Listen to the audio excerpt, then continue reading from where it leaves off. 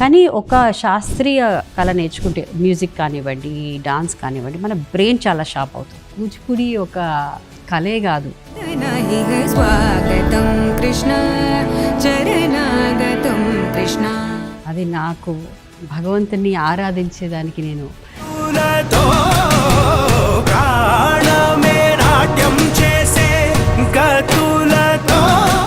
కూచిపూడి ద్వారా చేస్తున్నాను అని నాకు ఎప్పుడు it's the form of worship for me అని చేస్తుంటాను. సో ఈ అవార్డు మీ వరకు వస్తుంది అంటే అనౌన్స్ అయిపోయింది, ఎందుకంటే చాలా సాక్రిఫైస్ చేస్తున్నారు మీరు ఆ రోజు. అవును,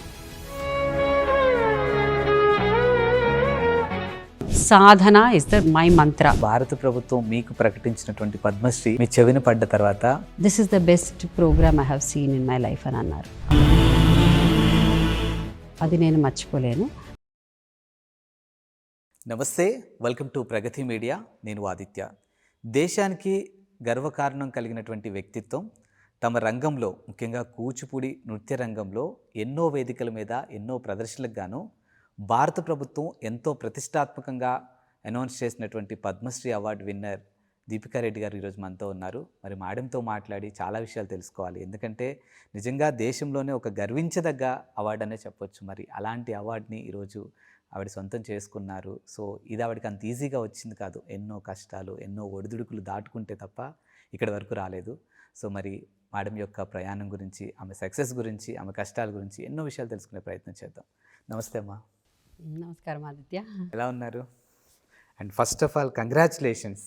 చాలా థ్యాంక్ యూ. ఎందుకంటే అనౌన్స్ చేసిన తర్వాత దీపికా రెడ్డి గారు కూచిపూడి నుంచి ఆవిడకి వచ్చింది పద్మశ్రీ అనగానే మా ఇంట్లో వచ్చిందన్న ఫీలింగ్ నాకైతే.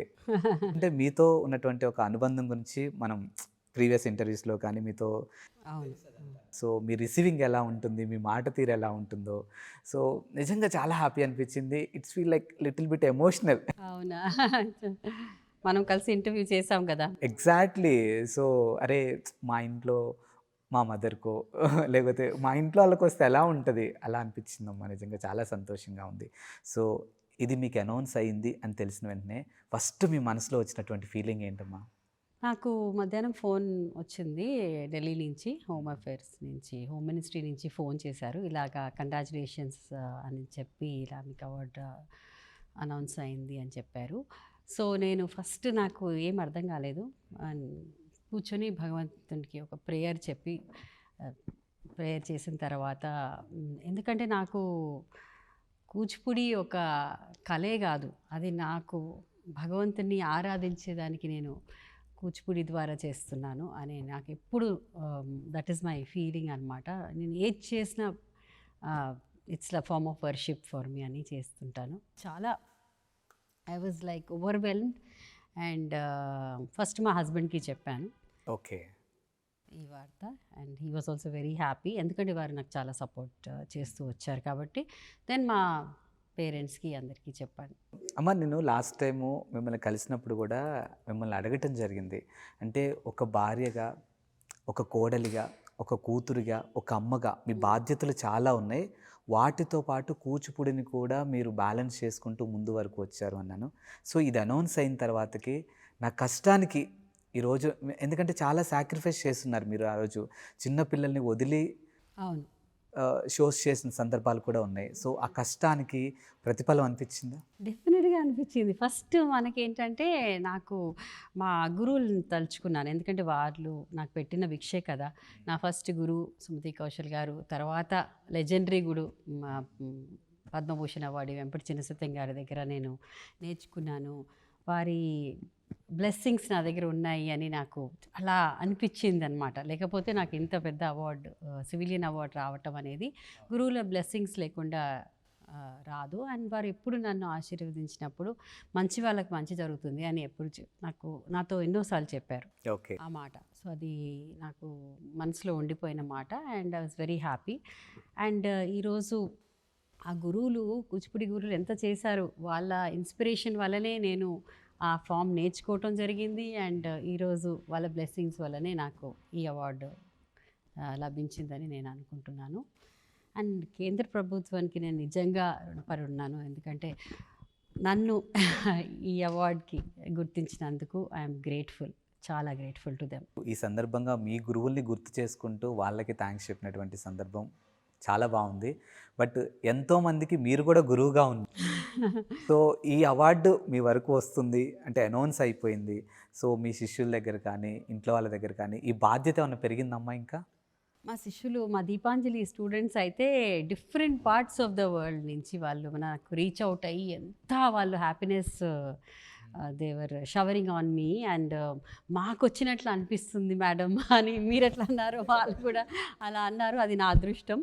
ఓకే. అండ్ అదే కాకుండా నా స్టూడెంట్సే కాదు, యంగ్ జనరేషన్ డాన్సర్స్ చాలామంది దే సెడ్ మ్యామ్ మీరు మాకు ఒక ఇన్స్పిరేషన్ లాగా అని చెప్పటం, వాళ్ళ మెసేజెస్, వాళ్ళ ఫోన్ కాల్స్, వాళ్ళ పోస్ట్లు, వాళ్ళ స్టోరీలు చూస్తుంటే చాలా చాలా హంబుల్గా అనిపిస్తుంది. యాక్చువల్గా ఈ సందర్భంగా నేను కూడా మీతో ఒకటి చెప్పాలమ్మా. ఎప్పుడైతే మీకు పద్మశ్రీ అనౌన్స్ అయిందో ఇమీడియట్గా నేను కూడా నాకున్నటువంటి సోషల్ మీడియా హ్యాండిల్స్లో మీకు అంటే మీతో కలిసి ఉన్నటువంటి ప్రీవియస్ టైం కలిసినప్పుడు దిగినటువంటి కొన్ని ఫొటోస్ నేను షేర్ చేసి మీకు విష్ చేస్తే చాలామంది నన్ను అడిగారు, మేడం మీకు తెలుసా ఇక్కడ వీళ్ళ అకాడమీ, సో మేము కూడా జాయిన్ అవ్వాలి, కూచిపూడి మాకు కూడా ఇంట్రెస్ట్ ఉందని చాలామంది నాకు మెసేజ్ చేశారు. సో అది నాకు ఎమోషనల్గా చాలా బాగా అనిపించింది. సో మిమ్మల్ని కలవడం నిజంగా నాకు కూడా చాలా హ్యాపీ. సో ఇప్పుడు అంటే ఈ జనరేషన్కి కూచిపూడి విషయానికి వస్తే ఈరోజు మీరు పద్మశ్రీ అవార్డు ఒక విజేతగా ఉన్నారు. ఇదంతా ఒక ఎత్తు అయితే ప్రజెంట్ ఉన్నటువంటి జనరేషన్కి కూచిపూడి గురించి చాలా అవగాహన లేదేమో అనిపిస్తూ ఉంటుంది.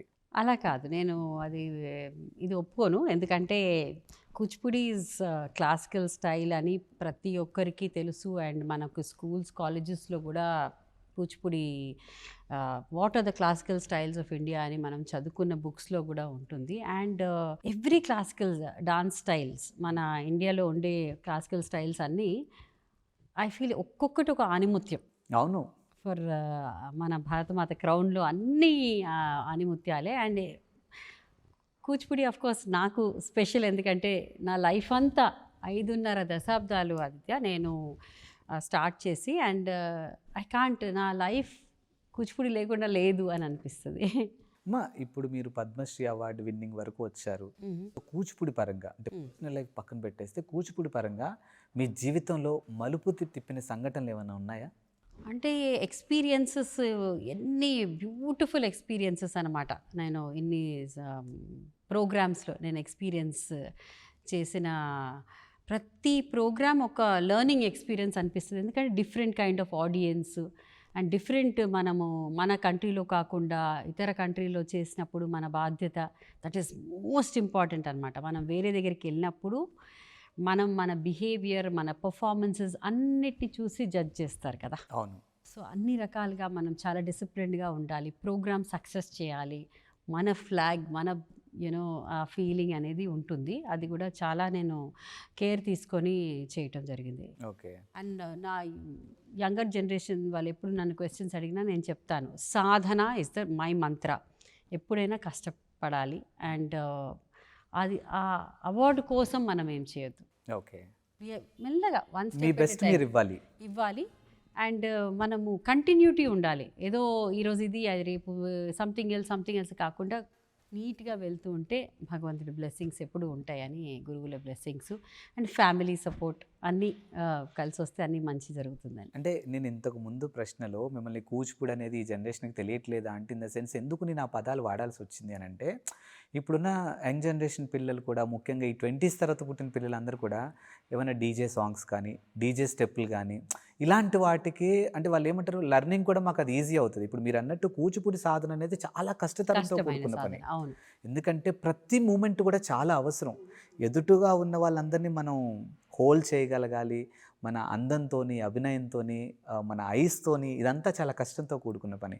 సో అందుకు నేను ఆ ప్రశ్న అడగాల్సి వచ్చింది మిమ్మల్ని. యాక్చువల్లీ ఏంటంటే డెఫినెట్గా ఒక క్లాసికల్ డాన్స్ నేర్చుకోవడం చాలా కష్టం. అది సంవత్సరాలు మనము, అండ్ ఈ రోజుకి కూడా I feel I'm a learner. Okay. ఎందుకంటే అది మనము ఒక జీవితం సరిపోదు ఒక స్టైల్ మంచిగా నేర్చుకోదు. ఎందుకంటే so much new things and research చేసుకోవచ్చు, చేస్తూ వెళ్ళొచ్చు. బట్ ఒక క్లాసికల్ డాన్స్ ఫామ్ నేర్చుకుంటే ఏదన్నా అవలీలగా మనం చేయొచ్చు. మీరు చెప్పే ఏ సాంగ్ అన్నా చేయొచ్చు, ఏదన్నా చేయొచ్చు. ఓకే. అందుకొరకే మీరు చూడండి, ఫిలిం ఇండస్ట్రీ నుంచి కూడా అందరూ క్లాసికల్ డాన్స్ నేర్చుకుంటారు at some point of time. Okay. వాళ్ళు చెప్పకపోయినా వాళ్ళు వెళ్ళి ఒక టీచర్ దగ్గర నేర్చుకుంటారు, ఓపెన్గా చెప్పకపోయినా కూడా. అంటే దీని వెనకాల ఏమన్నా రీజన్ ఉంటుందమ్మా? ఎందుకంటే వాళ్ళకి I stability and body control, ఈజీగా ఎక్స్ప్రెషన్స్ చేయటం ఓకే. అండ్ అవన్నీ సో మెనీ అందరూ నేర్చుకుంటారు. అండ్ పాతకాలం బ్లాక్ అండ్ వైట్ సినిమాల నుంచి చూడండి, most of them have learned classical dance. So and నేను కూడా చిన్నతనంలో నుంచి I'm old black and white సినిమాలు చూసి చాలా నేర్చుకున్నాను. నాకు సావిత్రి గారు నా ఫేవరెట్, ఎందుకంటే తన ఎక్స్ప్రెషన్స్ చాలా బ్యూటిఫుల్ ఉంటాయి, చాలా సటిల్గా ఉంటాయి. అండ్ నేను చాలా డాన్స్ డ్రామాస్ కొరియోగ్రాఫ్ చేస్తుంటాను. సో దాంట్లో మేల్ రోల్స్ కూడా చాలా ఉంటాయి కదా. సో వాళ్ళందరికీ నేర్పించేటప్పుడు ఆ బాడీ లాంగ్వేజ్ నాలో తీసుకురావాలి కదా, ఐ షుడ్ డాన్స్. సో అప్పుడు నేను ఓల్డ్ మూవీస్ గుర్తు చేసుకుంటాను ఆ బాడీ లాంగ్వేజ్ కోసం. ఒక ఎస్వి రంగారావు, ఎన్టీ రామారావు గారు. సో అలా చూసుకుంటే ఆ ఫీల్ డిఫరెంట్గా వస్తుంది. Okay. And I can do it అనమాట. అప్పుడు వాళ్ళకి, అమ్మ మీరు లేడీ అయ్యి ఇలా ఎలా చేస్తున్నారు ఈ బాడీ లాంగ్వేజ్ అంటే, మనం ఏదైనా చేయొచ్చు. ఓకే. వీ హ్యావ్ టు ఆ క్యారెక్టర్ని అండర్స్టాండ్ చేసి చేయాలని అందరికీ నేను చెప్తూ ఉంటాను. ఓకే. ఇప్పుడు కూడా చాలామంది నేర్చుకుంటున్నారు, నేర్చుకొని దే అండర్స్టాండ్ ద బెనిఫిట్స్. అది మనము పర్ఫార్మింగ్ ఆర్ట్స్లో సినిమా గురించి మాట్లాడినప్పుడు. కానీ ఒక శాస్త్రీయ కళ నేర్చుకుంటే, మ్యూజిక్ కానివ్వండి, డాన్స్ కానివ్వండి, మన బ్రెయిన్ చాలా షార్ప్ అవుతుంది. ఓకే. ఎంత షార్ప్ అవుతుందంటే మనకి మెమరీ పవర్ ఇంప్రూవ్ అవుతుంది చాలా ఎక్స్ట్రాడినరీగా. మేము డాన్స్ సీక్వెన్స్ మొత్తం గుర్తు చేసుకోవాలి, we have to remember everything. And అవలీలగా ఎక్స్ప్రెషన్స్ చేయాలి, ఫుట్ వర్క్ చేయాలి, అన్నీ ఒకటేసారి నడుస్తూ ఉంటాయి కదా. సో ఎంత కాన్సన్ట్రేషన్ ఉండాలి మీరు చెప్పండి. And it should look as if మనం దాంట్లో లీనం అయిపోయినట్టు మనం చేస్తాం, అన్నీ వర్క్ అవ్వాలి. సో అలాగే ఇప్పుడు మా పిల్లలు ఎవరెవరు చాలా బాగా డాన్స్ నేర్చుకొని చేస్తున్నారు, వాళ్ళు స్టడీస్లో కూడా చాలా టాపర్స్గా ఉన్నారు. డాక్టర్స్, ఇంజనీర్స్, లాయర్స్, ఆర్కిటెక్ట్స్, ఏ రంగంలో చూడండి. And then merit students maybe కొన్ని సంవత్సరాలు వాళ్ళు బ్రేక్ తీసుకుంటారు. ఎంట్రన్స్ ఎగ్జామ్ అప్పుడు మేము క్లాసెస్కి రాము, కొంచెం ప్రెషర్ ఎక్కువ ఉంది అని కొంతమంది బ్రేక్ తీసుకున్నా కూడా మళ్ళీ దే ఆర్ కమింగ్ బ్యాక్. కానీ ఐ థింక్ వాళ్ళ గ్యాప్ ఇవ్వటంతోనే ఏం మిస్ అవుతున్నారో తెలుస్తుందేమో వాళ్ళకి. అది కూడా చాలా అది కదా పాయింట్. డెఫినెట్గా ఎందుకంటే చాలా అడ్వాంటేజెస్ ఉన్నాయి. అండ్ టీమ్ వర్క్ కూడా నేర్చుకుంటారు.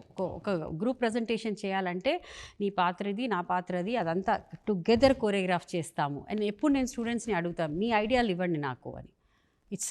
ఇప్పుడు this is the circumstance, this is the scenario. So మీరు ఈ పొజిషన్లో ఉన్న వాళ్ళ సజెషన్స్ డెఫినెట్గా తీసుకోవాలండి. కొన్నిసార్లు వాళ్ళ మూమెంట్స్, వాళ్ళు చెప్పే ఐడియా నాకంటే బాగుంటుంది. అండ్ వాళ్ళకు కూడా అది ఒకటి ఎంతూజియాజం. ఓకే మ్యామ్ మేము చెప్పింది పాటిస్తున్నారు కదా, ఇప్పుడు they feel very happy. So make them think, make them also give us ideas. We will all do it as a group. And అది వాళ్ళకి ఫ్యూచర్లో ఒక డాన్స్ని సీరియస్గా ప్రొఫెషన్గా తీసుకోకపోయినా ఇట్ విల్ హెల్ప్ దెమ్ వాళ్ళ వర్క్ ప్లేస్లో వెళ్ళినప్పుడు.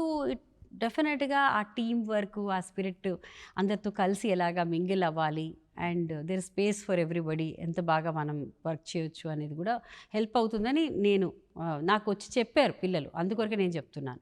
చాలామంది మల్టీనేషనల్స్లో పనిచేసి మంచి పేరు తెచ్చుకుంటున్నారు. అండ్ దే ఆల్ ఎక్కడో నాకు క్రెడిట్ ఇస్తున్నారు, నాకంటే మా దీపాంజలి స్కూల్ టీచింగ్కి. అమ్మ, ఈ కూచిపూడి విషయానికి వస్తే, మనం కూచిపూడి ఈ నృత్య ప్రదర్శన చేస్తున్నామంటే పర్టికులర్గా ఇలాంటి కథలనే మనం ఏమన్నా ప్రజెంట్ చేసే అట్లాంటిది ఏమన్నా ఉంటుందా? మోస్ట్లీ అన్నీ మేము నేర్చుకున్నప్పుడు మిథలాజికల్ థీమ్సే చేస్తామండి. ఓకే. అవి నేను నేర్చుకున్నదంతా చిన్నతనంలో అంత మిథలాజికల్ థీమ్స్. తర్వాత మా గురుగారు వెంపటి చిన్న సత్యం గారు చండాలిక లాంటి మెసేజ్ ఇచ్చే థీమ్స్ కూడా చేయటం జరిగింది. నేను చాలా చేస్తానండి కొరియోగ్రఫీ. నాకు క్రియేటివిటీ అంటే నాకు ప్రాణం. అందుకొరకే సమాజానికి ఏదన్నా మనం డాన్స్ ద్వారా ఒక చిన్న మెసేజ్ ఇవ్వాలి అంటే వీ కెన్ యూజ్ డాన్స్ అని నేను అనుకొని నేను చాలా చేశాను. లైక్ ప్రకృతి రక్షతి రక్షిత, protect nature for your protection అని.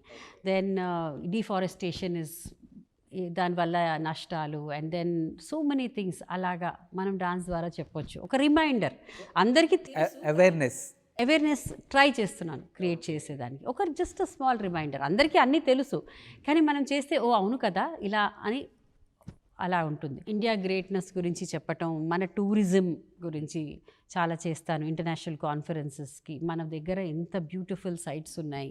సో ఫారినర్స్ వచ్చినప్పుడు డాన్స్ ప్రోగ్రామ్ ఇవన్నీ చూస్తే మళ్ళీ వాళ్ళు అక్కడికి వెళ్ళి ఓ గోల్కొండ ఫోర్ట్ ఎంత బాగుంటుందా, రామప్ప ఎంత బాగుంటుందా అని మనం డాన్స్లో చూసాం కదా అని అలా కూడా ఉంటుంది. అండ్ ఇప్పుడు మనం టెక్నాలజీని కూడా వాడుకోవచ్చు కదా. బ్యాక్ వీ కెన్ హ్యావ్ ఎల్ఈడీలో ప్రొజెక్షన్స్ వాడుకోవచ్చు, ప్రాప్స్ వాడుకోవచ్చు, మంచి లైటింగ్ ద్వారా కూడా మనము అవన్నీ కూడా వి యూజ్ మొత్తం ఏస్థెటిక్గా ప్రజెంటేషన్ బాగా రావాలి అని అలాంటివి. అండ్ దెన్ నేను కోవిడ్ అప్పుడు ఒక వీడియో చేశాను, అది వైరల్ అయిపోయింది. ఆ రోజులలో ఎంత భయంలో మనం పానిక్ అయిపోతున్నాము. ఆ టైంలో నేను చూశాను ఎలాగా doctors, nurses and sanitation workers వాళ్ళందరూ సామాన్లు ఎత్తి బయట పడేస్తున్నారు రెంటెడ్ హౌసెస్లో ఉన్నప్పుడు ల్యాండ్ లార్డ్స్. అదే నేను టీవీలో చూశాను. టీవీలో చూసి ఐ వాంటెడ్ టు డూ వాళ్ళకు ఒక సాల్యుటేషన్ లాగా నేను చేశాను. ఇంత వాళ్ళు చేస్తున్నప్పుడు మనం వాళ్ళని రెస్పెక్ట్ చెయ్యాలి అని, వాళ్ళ లైఫ్ మనకి రిస్క్లో పెట్టి చేసేటప్పుడు మనం చేయొద్దా అని ఆలోచన వచ్చింది. అది వైరల్ అయిపోయింది. ఆ వీడియో ఫిల్లర్ అయిపోయింది ఈవెన్ ఇన్ నేషనల్ ఛానల్స్లో కూడా. సో డాన్స్ని అలాంటిగా మనం డెఫినెట్గా వాడుకోవచ్చు. అండ్ నాకు స్త్రీ పాత్రలు అంటే చాలా ఇష్టం, ఎప్పుడు చేస్తూ ఉంటాను. అండ్ ప్రతి ఒక్క సో మచ్ టు లెర్న్. ఆ రీసెర్చ్ చేసినప్పుడు ఆ క్యారెక్టర్ ఇంత ఇలా ఉండేనా అని మనకి ఒక ఫీల్ వస్తుంది అనమాట. So I have learned lot reading about the different female oriented characters చాలా చేశాను.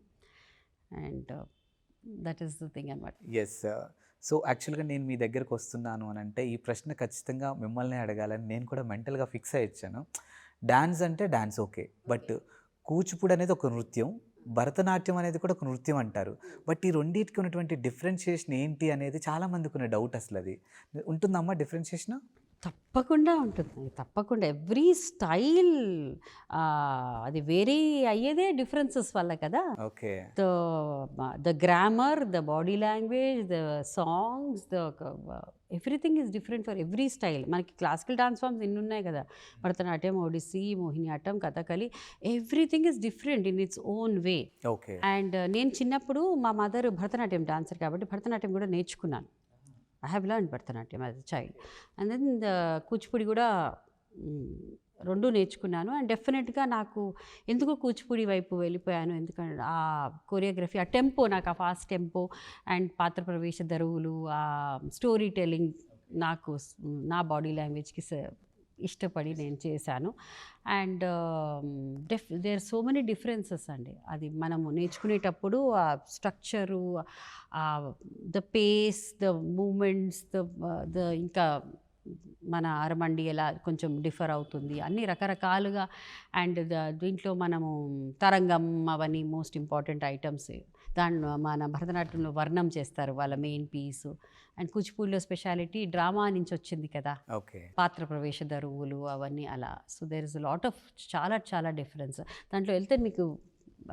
ఇప్పుడు నన్ను భరతనాట్యం చేయమంటే కొంచెం ఆ లాంగ్వేజ్ రావాలంటే body language it will take a long time, because ఇన్ని ఆల్మోస్ట్ అపీరెన్స్లో కూడా డిఫరెన్స్ ఉంటుందండి. అవును, రెడీ అవటంలో కూడా కాస్ట్యూమ్ స్టిచ్చింగ్లో కూడా డిఫరెన్స్ ఉంటుంది. ఓకే, కానీ చాలామందికి తెలియదు ఈ విషయం. తెలుసుకోవాలి. 2 ప్రోగ్రామ్స్ ఇదొకటి అదొకటి చూస్తే ఆటోమేటిక్గా వాళ్ళకే అర్థమైపోతుంది. ఓకే.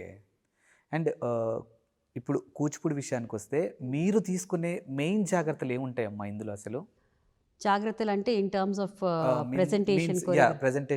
నేను ఫస్ట్ ఆడియన్స్ ఎవరు ఉంటారని అడుగుతాను. ఒక ప్రోగ్రామ్ ఇంటర్నేషనల్ ఆడియన్సా, లేకపోతే సభా ఆడియన్సా, టెంపుల్ ప్రోగ్రామా, ఎట్లాంటి ఆడియన్స్ అని ఆలోచించి దానితో నేను కొరియోగ్రాఫ్ చేస్తాను. కొన్ని దగ్గరలో సోలో వర్కౌట్ అవుతుంది, కొన్ని దగ్గర గ్రూప్ ప్రెజెంటేషన్స్ చాలామంది పెద్ద గ్రూప్స్తో, దెన్ కొన్ని దగ్గర డాన్స్ డ్రామాలు. అట్లా నేను ఆడియన్స్కి ఏది సెట్ అవుతుంది, ఏది అప్రిషియేట్ చేస్తారు అని కొన్ని కాన్సెప్ట్ వైజ్ వాళ్ళు ముందే చెప్తారా మీకు? అంటే మాకు ఈరోజు ఈ కాన్సెప్ట్ మీద ఇలాంటిది ఒకటి. చాలాసార్లు చెప్తారు, ఎస్పెషలీ గవర్నమెంట్ ప్రోగ్రామ్స్ చేస్తే. Okay. And they say that ఇప్పుడు రీసెంట్గా నేను ఇప్పుడు ఫ్యూ మంత్స్లో చేసిన ప్రోగ్రామ్స్ మీరు అడిగితే నేను చెప్తాను. ఇప్పుడు supposing ministry of tribal affairs అన్నది అనుకుంటే, సో వాళ్ళ కోసం మనం ఎట్లా చేస్తాము, వాళ్ళ ట్రైబల్ ఫామ్స్ అన్నీ మనం ఎలాగా కూచిపూడి ద్వారా చూపించాలి. సో స్పెషలైజ్డ్గా మనం స్క్రిప్ట్ రాయిస్తాం, మ్యూజిక్ సెట్ చేస్తాం. ఓకే. సో అవన్నీ కూడా చేయటం జరుగుతుంది. అలాగే స్పోర్ట్స్ మీద చేయాలంటే మన స్పోర్ట్స్ వాళ్ళు మన కోసం ఎంత బాగా తీసుకొచ్చారు, మనకు ఎన్ని మెడల్స్ తీసుకొచ్చారు, అవన్నీ ఒక స్టోరీ లైన్ లాగా రాయటం, రాసి. అండ్ గ్రామర్ ఆఫ్ కూచిపూడియే ఉంటుంది, ఓకే. మూమెంట్స్ కూచిపూడియే ఉంటాయి, కానీ స్టోరీ టెల్లింగ్ ఉంటుంది. ఓకే. అంటే ఇప్పుడు ఒక కాన్సెప్ట్ చెప్పినప్పుడు దాని మీద గ్రౌండ్ వర్క్ చేసి ఇప్పుడు ఒక 2-3 డేస్లో మనకి ప్రోగ్రామ్కి వెళ్ళబోతున్నామంటే మనం ఈ 2-3 డేస్లో చేయగలుగుతామా దాని గ్రౌండ్ వర్క్ అంతా కూడా? నేనైతే అలా తీసుకోను. నాకు ప్రాపర్ రీసెర్చ్ కావాలి, నాకు కొంచెం టైం కావాలి. ఎందుకంటే స్క్రిప్ట్ రాయాలి కదా, స్క్రిప్ట్ రాయాలి, దానికి మ్యూజిక్ సెట్ చేయాలి అనుకూలంగా, ఓకే, మళ్ళీ రికార్డింగ్ చేయాలి, అవన్నీ టైం పడుతుంది కదా. సో అవి అంత ఫాస్ట్గా నేను అయ్యే పని కాదు, చెయ్యను కూడా. ఎందుకంటే ఏదో 1-2 సందర్భాలుగా, not in days, but research is also important కదా. మనము అప్పుడే అది బాగా వస్తుంది. అండ్ ఎప్పుడైనా ఎవరితో నేను చాలా గ్రేట్ రైటర్స్ అందరూ నాకు రాయటం జరిగింది, కానీ నేను నా అభిప్రాయాలు వాళ్ళకి తెలియచేస్తాను. ఇలా ఉంటే బాగుంటుందండి, this is my story line, and of course వాళ్ళు అద్భుతంగా రాస్తారు. సూపర్. అసలు కమింగ్ టు మీ జర్నీ విషయానికి వస్తే, ఇక్కడ వరకు మీరు రావటంలో మీరు మర్చిపోలేని సంఘటన ఏదైనా ఉందంటే ఎమోషనల్లీ అంటే ఒక్కొక్క ప్రోగ్రామ్ ఒక్కొక్క హై ఇస్తుందండి. నేను అయోధ్యలో చేయటం నాకు చాలా గర్వంగా అనిపించింది. అండ్ మా మదరు, నేను, శ్లోక ముగ్గురము, మా పాప, 3 జనరేషన్స్ మాకు సన్మానం చేశారు. అక్కడ మేము ప్రోగ్రామ్ చేయటం జరిగింది. ఆ రాముల వారి ముందు చేయటం, బాలరాముడు గురించి చేయటం చాలా ఆనందం కలిగించింది. అలాగే మహాకుంభ్లో చేసినప్పుడు గంగా మీద చేయటం, అండ్ టెంపుల్స్లో చేస్తే అదొక different feel. Then national level festivals ఉంటాయి, ఖజురాహో, కోనార్కు, అలాంటి ఫెస్టివల్స్. సో అలా అక్కడ చేసినప్పుడు అది ఇంకొక హై. అండ్ సో ఇంకా దేవాలయాల్లో ఒక డిఫరెంట్ ఫీలింగ్స్ వస్తుంటాయి.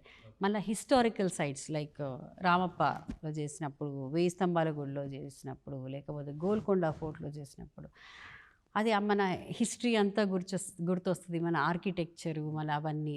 సో ఎక్కడెక్కడ చేస్తున్నానో అక్కడ ఆలోచించి చేస్తాను. ఓకే. అక్కడ చేసినప్పుడు రుద్రమ అలాంటి ప్రోగ్రామ్స్, అండ్ సో అలా ప్లాన్ చేసి చేస్తూ ఉంటాను. అండ్ ఈచ్ వన్ నాకు ఒక డిఫరెంట్ కైండ్ ఆఫ్ హై ఇస్తుంది. అండ్ నృత్యనాటికలు ఆఫ్ కోర్స్ చాలా నాకు ఇష్టం, ఎందుకంటే ఇంతమంది ఇన్వాల్వ్ అవుతారు, స్టోరీ టెల్లింగ్. అండ్ నేను మర్చిపోలేనిది రుక్మిణీ కృష్ణ డాన్స్ డ్రామా, చాలా నాకు హ్యాపీనెస్ తీసుకొచ్చింది. నేను ఎందుకంటే నా ప్రీమియర్ షోయే చేసినప్పుడు పెద్ద పెద్ద వాళ్ళందరూ వచ్చారు. చాగంటి కోటేశ్వరరావు గారు కానివ్వండి, ఎస్పి బాలసుబ్రహ్మణ్యం లాంటి గొప్ప వాళ్ళందరూ రావటం జరిగింది. అండ్ ఆ రోజు నేను మర్చిపోలేను, ఎందుకంటే ఎస్పి బాలసుబ్రహ్మణ్యం గారు సభాముఖంగా this is the best program I have seen in my life అని అన్నారు. అది నేను మర్చిపోలేను. అండ్ తర్వాత నాకు వాయిస్ మెసేజ్ కూడా పెట్టారు, నేను దీపిక అని పిలవను, నృత్య భారతి అని పిలుస్తాను అని కూడా చెప్పడం జరిగింది. అలాగా మాకు ఒక కళాకారిణిగా మనకి ఏం కావాలి, అంతే కదండి, ఒక 2 మంచి మాటలు అండ్ అప్లాస్, కరతాళ ధ్వనులు ఉంటే మాకు అదే కొండంత బలం ఇస్తుంది, శక్తి ఇస్తుంది ఇంకా చెయ్యాలి అనేసి. అమ్మా, ఇప్పుడు నేను అడిగే ప్రశ్న ఒకటి personal life, 2 professional life. First professional life విషయానికి వస్తే, మీరు కూచిపూడి విషయానికి వస్తే అమ్మగారి దగ్గర నుంచి ఏం నేర్చుకున్నారు? మీరు ఒక అమ్మగా ఉండి శ్లోకాకి మీరు ఏం నేర్పించారు? మా మదర్ భరతనాట్యం డాన్సర్, మీకు నేను చెప్పాను కదా, కానీ తను ఎప్పుడు కూడా నాకు అడ్వైస్ చేస్తూ వస్తారు. ఈ దీంట్లో ఇలా ఉంటే బాగుంటుంది, చిన్నతనంలో నుంచే. అప్పుడు మరి యంగర్ డేస్లో చాలా అవును అడ్వైస్ ఇది కొంచెం ఎగ్జాజరేటెడ్గా ఉంది, కొంచెం ఇంకా న్యాచురల్గా చేస్తే బాగుంటుంది, అండర్స్టాండ్ వాట్ యూఆర్ డూయింగ్ అలాంటి. అండ్ ఇప్పుడు నేను కొరియోగ్రఫీ చేసేటప్పుడు తను ఎప్పుడు వచ్చి చూస్తారు. ఓకే. ఎక్కడన్నా కోఆర్డినేషన్, సింక్రనైజేషన్ మిస్ అయితే ఎవరన్నా పిల్లలు చెప్తూ ఉంటారు, ఈ రైట్ సైడ్ కొంచెం ఇది ఇలా చేస్తే బాగుంటుంది అని. అలాంటి సలహాలు ఎప్పుడు అమ్మ ఇప్పటికీ కూడా ఇస్తారు. అండ్ నేను చాలా స్ట్రిక్ట్ అని అమ్మకి తెలుసు. స్టూడెంట్స్ దగ్గర క్లాస్ ఉన్నప్పుడు రిహర్సల్స్లో అన్నిట్లో నేను చాలా స్ట్రిక్ట్. క్లాస్ అయిపోయిన తర్వాత ఐఎమ్ దేర్ బెస్ట్ ఫ్రెండ్. మా స్టూడెంట్స్కి కూడా తెలుసు, అందువరకే వాళ్ళకి అర్థమవుతుంది. అండ్ కానీ తను ఉండి నేనేమైనా అన్నా కూడా మళ్ళీ పిల్లల్ని పిలిచి మీ మంచికే చెప్తున్నారు మ్యామ్ అని చెప్పి వాళ్ళని బాగా ఎంకరేజ్ చేస్తాను. నువ్వు బాగా చేస్తున్నావు కానీ ఇలా చేస్తే ఇంకా బాగుంటుందని మా అమ్మ వాళ్ళకి చెప్తూ ఉంటుంది. ఓకే. చాలా ఎంకరేజ్ చేస్తారు. అండ్ మీరు శ్లోకాకి ఎలాంటి విషయాలు చెప్తూ ఉంటారు? శ్లోకాకి బేసిక్గా నేను క్లాస్లో అది శ్లోక కానీ నా స్టూడెంట్స్ ఫ్రమ్ దీపాంజలి ఎవరు కానీ ఒకటే టైప్ ఆఫ్ టీచింగ్ ఉంటుంది. అక్కడ నాకు పర్సన్ కనపడరు, నాకు డాన్స్ కనిపిస్తుంది. అది ఎవరైనా కానీ నో రిలేషన్. ఎందుకంటే నాకు రిలేషన్ వల్ల నాకు ఏమొస్తుందంటే అక్కడ బాగా చెయ్యాలి, ప్రోగ్రామ్ సక్సెస్ చెయ్యాలి అంతే, అది ఎవరైనా కానీ. సో నేను కరెక్షన్స్ చెప్తాను, బాగానే గట్టిగానే చెప్తాను. సో మా అమ్మాయికి అది నచ్చేది కాదు ఆ కరెక్షన్స్. ఓకే. ఎందుకంటే అమ్మ సీరియస్గా చెప్తారు అండ్ ఇంటికి వచ్చిన తర్వాత నన్ను పట్టుకొని హగ్ చేసుకుంటారు, కానీ నేను అది మర్చిపోలేకుండా ఉన్నాను అని ఫీల్ అయ్యేది. చిన్నపిల్ల కదా, అందరు చిన్నపిల్లలే కదండి, అందరు నా స్టూడెంట్స్ అందరూ ఒకటే కదా నాకు.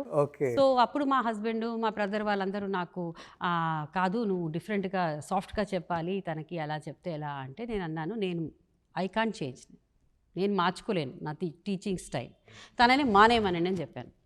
లిటరల్గా ఇదే చెప్పాను. తను మానేసింది కూడా, మానేసి లండన్కి వెళ్ళింది చదువుకునేదానికి. వెళ్ళిన తర్వాత then she realized the value of Kuchipudi, she realized the value of teaching working hard.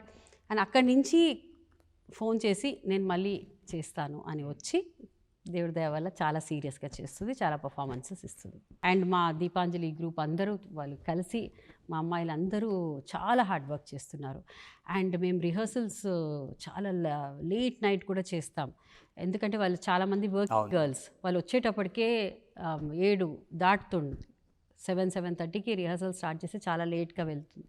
వాళ్ళ ఇంటికి వెళ్ళేదాకా మేము వాళ్ళని ఎంత జాగ్రత్తగా పంపించి, అండ్ వాళ్ళు కూడా అంత వర్క్ చేసినా కూడా ఈవినింగ్ వచ్చి అంత కష్టపడుతున్నారు. Hats off to the younger generation అని అనిపిస్తుంది. అందరూ మా స్టూడెంట్స్ కూడా అద్భుతమైన వర్క్ చేస్తున్నారు. మా స్టూడెంట్సే కాదు, ఫీల్డ్లో మంచి మంచి డాన్సర్లు తయారవుతున్నారు. I'm feeling very very proud about that. ఇప్పటివరకు మీ స్టూడెంట్స్ ఎన్ని కంట్రీస్లో ప్రదర్శన చేశారమ్మా? చాలా చాలా కంట్రీస్ అండి ఇప్పుడు. అండ్ వాళ్ళు ఆల్రెడీ కొంతమంది స్కూల్స్ ఓపెన్ చేశారు, ప్రోగ్రామ్స్ ఇస్తున్నారు, చదువులకు వెళ్ళినప్పుడు దేశీయ యూనివర్సిటీ ప్రోగ్రామ్స్ చేస్తున్నాం, ఇది చేస్తున్నాం, అది కూడా చెప్తున్నారు. ఓకే. మేము మా గ్రూప్స్ మా దీపాంజలి గ్రూప్ నాతో పాటు చాలా కంట్రీస్లో మేము ప్రోగ్రామ్స్ చేయటం జరిగింది. అండ్ ఎవ్రీ టైం మనం ఎస్పెషలీ మన కంట్రీని రిప్రజెంట్ చేస్తున్నామంటే అది ఒక గ్రేట్ జాయ్. ఈరోజు భారత ప్రభుత్వం మీకు ప్రకటించినటువంటి పద్మశ్రీ మీ చెవిన పడ్డ తర్వాత మీకు వచ్చినటువంటి బెస్ట్ కాంప్లిమెంట్ ఎక్కడి నుంచి? ప్రతి ఒక్కరు ఒకటే మాట అన్నారు, ఇంకా ముందే రావాల్సిండే నీకు అన్నారు. అదే నాకు కాంప్లిమెంట్. నాకు ఐ వాజ్ వెరీ హ్యాపీ, కానీ అందరూ అదే అన్నారండి. ఎక్కడికి వెళ్ళినా కూడా top most from former governors to ministers to ఆర్టిస్టులు, పెద్ద పెద్ద వాళ్ళు, గురువులు అందరూ అదే అన్నారు. చెయ్యని షోస్ ఎక్కడున్నాయి? కానీ నాకు చాలా అలా ఎప్పుడూ లేదు. ఏ టైంకి ఏది భగవంతుడు తలుచుకుంటే అప్పుడే వస్తుంది. అండ్ దాని గురించి మనము బాధపడాల్సిన అవసరం లేదు కదా. ఏదో మనం వర్క్ చేసుకుంటూ వెళ్తే మనకి రాసి పెట్టుంటే వస్తుంది అని నేను అలాగే వర్క్ చేశాను. ఈ బాధ్యతను ఎలా తీసుకుంటున్నారు? డెఫినెట్గా ఇంకా ఒక ఎనర్జీ ఎక్కువ ఇస్తుంది కదా, ఇంకా చెయ్యాలి, ఇంకా మనము ఈ వరల్డ్ ఆఫ్ వెస్టర్నైజేషన్, పాశ్చాత్య హోర్లో చిన్నారులకు ఇంకా నేర్పాలి, వాళ్ళని మోటివేట్ చేయాలి అని, అండ్ ఇంకా కొత్త ప్రొడక్షన్స్ చేయాలి అని అనిపిస్తుంది. అంటే ఇప్పుడు మీలాంటి వాళ్ళు నీ ప్రశ్న అడగటం ఇది ఖచ్చితంగా కింద కామెంట్స్లో నన్ను అంటే నీకేం పిచ్చా అంటారు. అఫ్కోర్స్ నేను అడగాలనుకుంటున్నాను, ఇంకా మీరు కూచిపూడిలో సాధించాల్సింది ఇంకా ఏమైనా ఉందా? సాధించాలంటే డెఫినెట్గా ఉంటుందండి. అది ఇట్స్ అ ఫ్లోయింగ్ రివర్ కదండి. మనము క్రియేటివిటీ అనేది మనము చేస్తూనే ఉండాలి. There is no end okay. To it. Maybe ఒక స్టేజ్లో ఐ కాంట్ పర్ఫామ్ ఎందుకంటే because of age or anything, but మనం మన పిల్లల ద్వారా, మన స్టూడెంట్స్ ద్వారా we can show our creativity అని అనిపిస్తుంది. ఎస్, అంటే స్త్రీ అంటేనే ఒక శక్తి, నేచర్తో పోలుస్తూ ఉంటారు. సో అలాంటి ఒక మాతృమూర్తి ఈరోజు పద్మశ్రీ విన్నింగ్ మన ముందున్నారు. సో మీరు చెప్పండి అమ్మా, ఈ జనరేషన్లో చాలామంది వాళ్ళ గోల్స్ని పక్కన పెట్టేసి ఫ్యామిలీకి టైం ఇస్తూ ఉంటారు. బికాజ్ ఆఫ్ వాళ్ళు బ్యాలెన్స్ చేయలేకపోతున్నారు. బట్ బ్యాలెన్స్ చేస్తే ఎలా ఉంటారు అని చెప్పడానికి యువర్ ద ఎగ్జాంపుల్. సో అలాంటి వాళ్ళకి మీరు ఏం చెప్తారు? ఫస్ట్ నేను చెప్పేదండి మహిళలందరికీ, మన హెల్త్ మనం చూసుకోవాలి. ఎప్పుడు మనం లాస్ట్ పెట్టుకుంటాం మన హెల్త్, కానీ కొంచెం టైం మనం కరెక్ట్గా ప్రాపర్ ఫుడ్ తిని అండ్ కొంచెం ఎక్సర్సైజ్ చెయ్యాలి.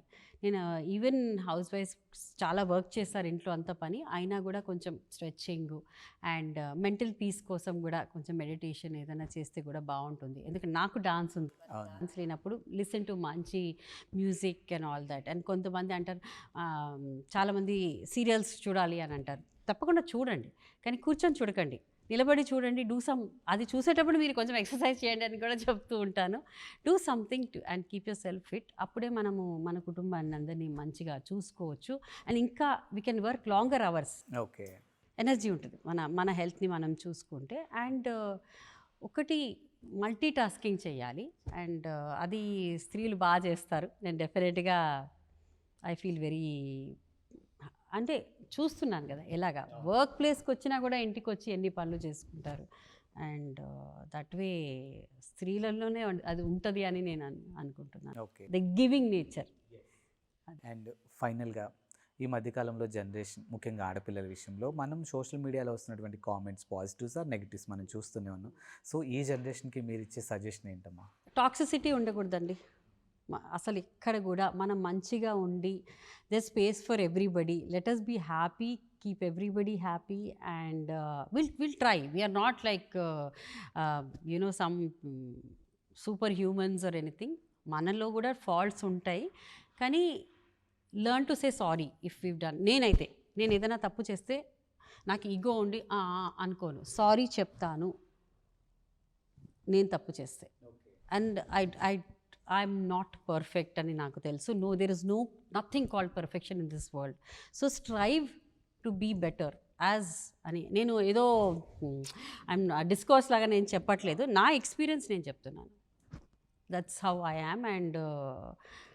అండ్ నాకు యంగ్ పీపుల్తో వాళ్ళ ఐడియాలు తెలుసుకోవటంలో చాలా ఇంట్రెస్ట్ చూపిస్తాను. అండ్ సో మెనీ టైమ్స్ వాళ్ళు వచ్చి చెప్తారు, ma'am we can discuss with you what we can't discuss with our parents అని కూడా వాళ్ళు చెప్తూ ఉంటారు. I said no there is a way. And మీరు మంచిగా చెప్పండి, పేరెంట్స్ ఆల్సో విల్ అండర్స్టాండ్ అని కూడా చెప్తూ ఉంటాను నా పిల్లలకి. అంటే మోస్ట్లీ నేను ఉండేది యంగ్ గర్ల్స్తో కాబట్టి like friends we discuss situations. And but younger generation is super smart అండి. వాళ్ళు ఏమైనా అనుకుంటే సాధించగలుగుతారు, కానీ డిస్ట్రాక్ట్ అవ్వద్దు. కొంచెం ఫోకస్గా మన గోల్స్ అనుకొని చేస్తే ఇంకా sky is the limit. So మంచి వాళ్ళకి మంచి జరుగుతుంది అని చెప్పడానికి ఇదే ఎగ్జాంపుల్ అనిపిస్తుంది నాకు కూడా. గతంలో మీతో నేను ఇంటర్వ్యూకి వచ్చినప్పుడు కూడా ఒక నాట్య గురువుగా, ఒక కూచిపూడి డాన్సర్గా నేను మిమ్మల్ని ఇంటర్వ్యూ చేయడం జరిగింది. ఈరోజు పద్మశ్రీ అవార్డు, నిజంగా నాకు చాలా బ్లెస్డ్ అనిపిస్తుంది ఇంటర్వ్యూ కూడా. అయ్యో. సో ఐ హోప్ మీరు ఇంకా మంచి మంచి ఉన్నత శిఖరాలకి ఎదగాలని మనస్ఫూర్తిగా కోరుకుంటున్నానమ్మా. Thank you Aditya. అండ్ ప్రేక్షకులందరికీ కూడా పేరు పేరున నా నమస్కారాలు. అండ్ కేంద్ర ప్రభుత్వానికి కూడా నేను చాలా ధన్యవాదాలు చెప్పుకుంటున్నాను. నన్ను